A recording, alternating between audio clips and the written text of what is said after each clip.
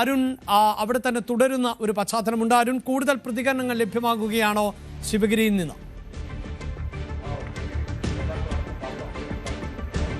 അത് തന്നെയാണ് അഭിലാഷ്. ഈ SNDP യോഗത്തിന്റെ മുൻ ബോർഡ് മെമ്പർ കൂടിയ ചന്ദ്രസേൻ, അദ്ദേഹം ഈ വെള്ളാപ്പള്ളി നടേശനെ മാറ്റമെന്ന് ആവശ്യപ്പെട്ടുകൊണ്ടുള്ള ഈ ഹർജി പോയ പ്രധാനപ്പെട്ട ഒരാൾ കൂടിയാണ്. ഇന്ന് നിങ്ങൾക്ക് അനുകൂല വിധി വന്നിട്ടുണ്ട്. ഇപ്പോൾ സച്ചിദാനന്ദ സ്വാമി പറഞ്ഞത് അതുതന്നെയാണ്. വെള്ളാപ്പള്ളി നടേശൻ സമുദായത്തിനൊന്നും ചെയ്തില്ല. അദ്ദേഹം എന്താണ് ഗുരു പറഞ്ഞത്? ഘടകവിരുദ്ധമായ കാര്യങ്ങൾ. എന്താണ് ശരിക്കും വെള്ളാപ്പള്ളിയുടെ കാര്യത്തിൽ നിങ്ങൾ പരാതി പോകാൻ കാരണം? 30 വർഷക്കാലമായി SNDP യോഗത്തെ അതിൻ്റെ ഉദ്ദേശ ലക്ഷ്യങ്ങളിൽ നിന്നും വ്യതിചലിച്ച് സ്വന്തം താല്പര്യങ്ങൾ മാത്രം സംരക്ഷിക്കുവാനും അദ്ദേഹത്തിന് സാമ്പത്തികം വലിച്ചു കൂട്ടുവാനും അതോടൊപ്പം തന്നെ അദ്ദേഹത്തിൻ്റെ രാഷ്ട്രീയമായ അധികാര നേട്ടം ആ കുടുംബത്തിൽ മാത്രം ഒതുക്കുവാൻ വേണ്ടി പ്രവർത്തിച്ചു എന്നുള്ളതല്ലാതെ ഈ സമൂഹത്തിനും സമുദായത്തിനും SNDP പ്രവർത്തകർക്കോ യാതൊരു നേട്ടമോ യാതൊരു ഭൗതികമായ സമ്പത്തോ ഒന്നും ഉണ്ടാക്കി കൊടുത്തിട്ടില്ല.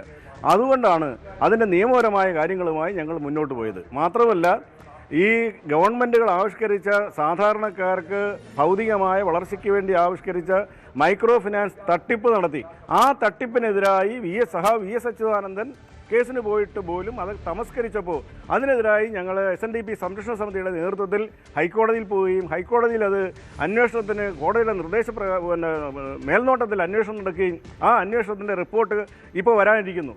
അതോടൊപ്പം തന്നെ ഇത്രമാത്രം മൈക്രോ ഫിനാൻസിലൊക്കെ ശരിക്കും വെള്ളാപ്പള്ളി തട്ടിപ്പ് നടത്തിയെന്ന് നിങ്ങൾ വിശ്വസിക്കുന്നു? 100% വെള്ളാപ്പള്ളി നടേശൻ മൈക്രോ ഫിനാൻസിൽ സാധാരണക്കാരന് കൊടുക്കേണ്ടത് 3% പലിശ കൊടുക്കേണ്ടതിലും തട്ടിപ്പ് നടത്തി.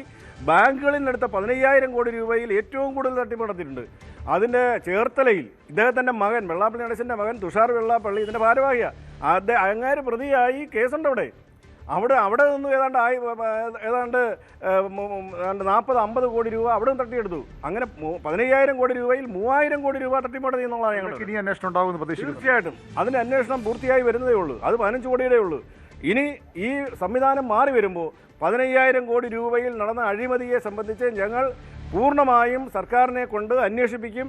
അതുകൊണ്ടാണ് ഞങ്ങൾ ഈ രാഷ്ട്രീയ രംഗത്ത് കർശനമായും ഇടപെടുന്നത്. ഈ ശിവഗിരി മഠവും വെള്ളാപ്പള്ളിയുടെ നല്ല ബന്ധത്തിലായതിൻ്റെ അടുത്ത കാലത്ത് എന്താണ് ഇപ്പോൾ ഈ സച്ചിദാനന്ദ സ്വാമി ഇങ്ങനെ ഒരു നിലപാടെടുക്കാൻ കാരണം?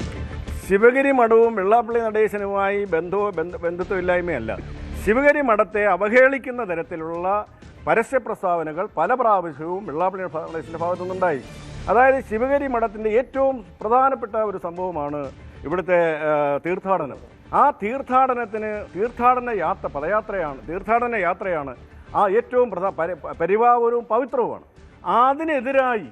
അതിന് ബദലായി ആ ദിവസം പദയാത്ര നടത്തിയെന്ന് പറഞ്ഞാൽ ഇതിൽ പരം ഗുരുനിന്ദ ഈ സമൂഹത്തിൽ ആരും ചെയ്തിട്ടില്ല. അതിന് അന്ന് മുതലുണ്ടായ അഭിപ്രായ വ്യത്യാസമാണ് ഉള്ളത്. കോടതി വിധി വന്നു, ഇനിയൊരു പുതിയ തെരഞ്ഞെടുപ്പിലേക്ക് പോകണം. ഇപ്പോഴും വെള്ളാപ്പള്ളി അനുകൂലികൾ തന്നെയാണ് ഈ ഡയറക്ടർ ബോർഡിലും അല്ലെങ്കിൽ എല്ലാത്തിലും ഉള്ളത്. അതിന് മാറ്റിമറിക്കാൻ ആർക്കും കഴിയും? ആരും നേതൃത്വത്തിലേക്ക് മുന്നോട്ട് വരും? വെള്ളാപ്പള്ളി നടേശനും ബോർഡ് മെമ്പർമാരും ഇപ്പോൾ ബോർഡിലില്ല, ആരുമില്ല. പുതിയ നേതൃത്വത്തിലേക്ക് ഞങ്ങൾ വിഭാവനം ചെയ്യുന്നത് അക്കാര്യത്തിൽ ഞങ്ങൾക്ക് യാതൊരു SNDP സംരക്ഷണ സമിതിയും അതുമായി ബന്ധപ്പെട്ട് വരുന്നവർക്ക് ഒരു സംശയമില്ലാതെ പറയാൻ കഴിയും. ഇനിയും വെള്ളാപ്പള്ളിമാരെ പോലുള്ള ഒരു കച്ചവടക്കാരെയും ഇതിൻ്റെ പടിക്ക് കയറ്റില്ല. ശിവഗിരി മഠത്തിലുള്ള ഉന്നത സ്ഥാനീയരായ മഠത്തിൻ്റെ നേതൃത്വത്തിലുള്ള പാനലായിരിക്കണം ഉണ്ടാകേണ്ടത്. ഞങ്ങൾക്ക് മറ്റൊരു കാര്യം കൂടി ഉണ്ട്. അതായത് ഗോകുലം ഗോപാലനും പ്രതീക്ഷിക്കേണ്ട, ആരും അങ്ങനെയുള്ള ഒരു മുതലാളി വരെ പ്രതീക്ഷിക്കേണ്ട. അതിന് ഞങ്ങൾ നിന്നു കൊടുക്കില്ല. ഗോകുലം ഗോപാലൻ ഈ ഒരു ത്യാഗം ഏറ്റെടുക്കാൻ തയ്യാറാണെന്ന് പറഞ്ഞു. 1 രൂപ ഇന്ന് വരെ ഈ കേസ് നടത്തുന്നതിന് ചിലവാക്കാത്തൊരു മനുഷ്യനെ ഞങ്ങളെങ്ങനെ ചുമക്കുന്നത്?